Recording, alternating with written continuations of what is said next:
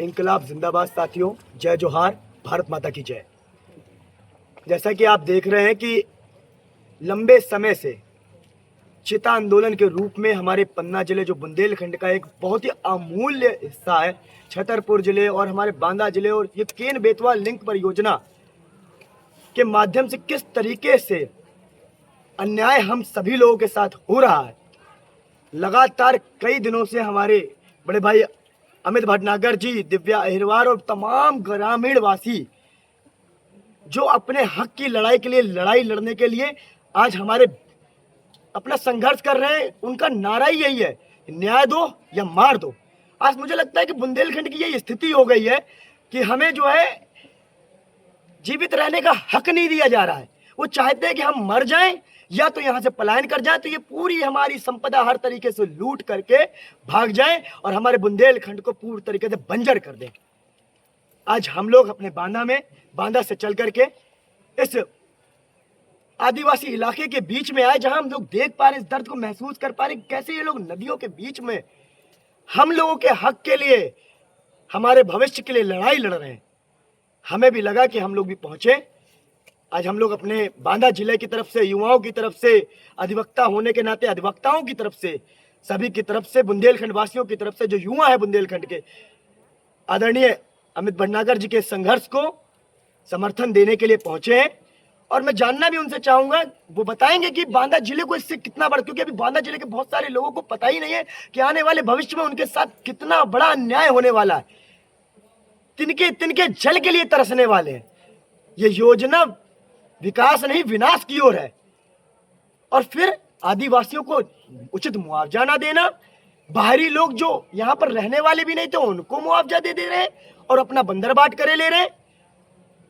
अमित भैया, बांदा जिले के लोगों को किस तरीके से भविष्य में दिक्कत आने वाली है उनको बताना बहुत जरूरी है, क्योंकि ये परियोजना जो है, इसमें मुख्य बांध जो है ढोणन बांध, ये बांध जहाँ बन रहा है, ये बन रहा है अपना जिस जगह पर बन रहा है वहाँ पर गंगऊ बांध से 2 किलोमीटर पहले, तो गंगऊ बांध का पूरा पानी जो है वो जाता है बांदा, है ना, तो वो पानी प्रभावित होगा।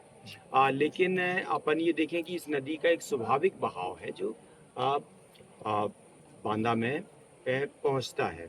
तो अगर ये बांध बन जाएगा तो जो स्वाभाविक बहाव है वो बांदा में नहीं पहुंचेगा, इसका पानी स्वाभाविक बहाव का। तो इस तरह से ये जो केन नदी है, ये बुंदेलखंड के लिए, बांदा के लिए जीवनदायिनी, रीढ़ की हड्डी है। और वो नदी यहाँ पर ख़त्म की जा रही है, उसका अस्तित्व यहाँ से ख़त्म हो जाएगा। तो इसका सबसे ज़्यादा अगर नुकसान किसी को हो रहा है तो वो बांदा को हो रहा है।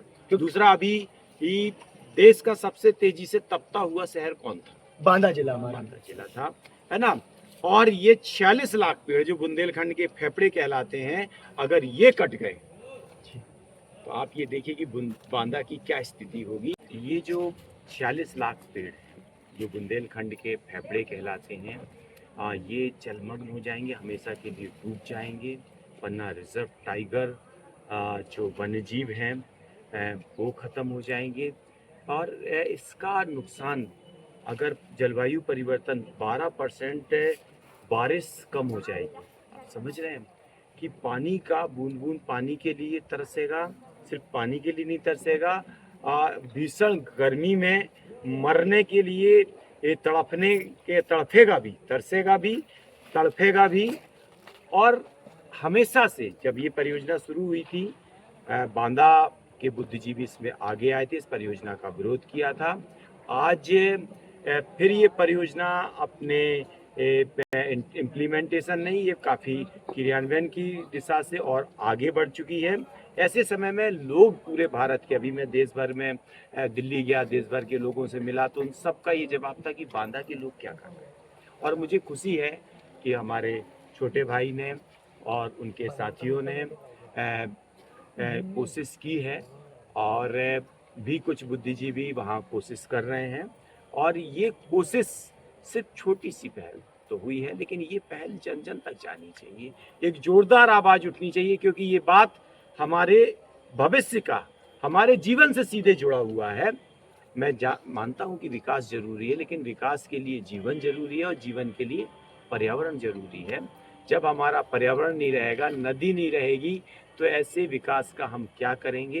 तो बांदा से एक जोरदार बुलंद आवाज पूरा देश देखना चाहता है, और मैं मानता हूँ और मेरी आशा नहीं पूर्ण विश्वास है कि बांदा के सभी आम जन एक जोरदार आवाज के साथ इस विनाशकारी परियोजना का, बांदा के लिए घातक परियोजना का, बुंदेलखंड के लिए विनाशकारी परियोजना का विरोध ही नहीं करेंगे, बल्कि इसको रुकवा करें।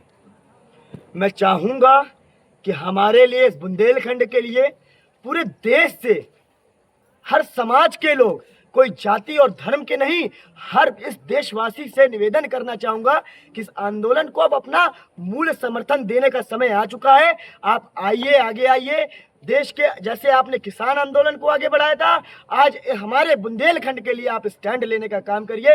और बांदा के जो आम जन लोग हैं, आज आप समझ लीजिए कि ये नदियां हमारी सूखने वाली हैं। वैसे ही आपने गर्मी किस तरीके से झेली है, ये गर्मी में हमने पूरा शहर सूखा देखा, हमारे पेड़ पूरे नष्ट होने लग गए थे, हमारी नदियां सूख गई थी।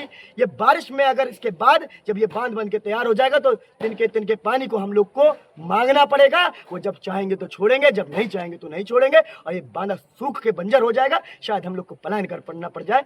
इस परियोजना को मैं चाहता हूं कि रोक लगाई जाए। यहाँ पर जो भी लोग हैं, जिनकी भी जो मांगे, सरकार को गंभीरता से लेते हुए इसको पूर्ण करना चाहिए, अन्यथा फिर हम लोग भी आगे आने के लिए मजबूर हैं ही। और जो फिर न्याय दो और मार दो वाली नीति पे हम भी चलेंगे। हमको भी मार देना। भविष्य आज खत्म करना चाहते हो तो ये भविष्य को आगे लेके जाना चाहते हो, हमको आज ही मार दो, और हमें हमारा न्याय वही होगा। इसके अलावा हमारा और कोई न्याय नहीं सकता। जय हिंद, इंकलाब जिंदाबाद, भारत माता की जय। न्याय दो या मार दो, मार दो, मार दो। न्याय दो या मार दो, मार दो, मार दो। न्याय दो या मार दो, मार दो, मार दो।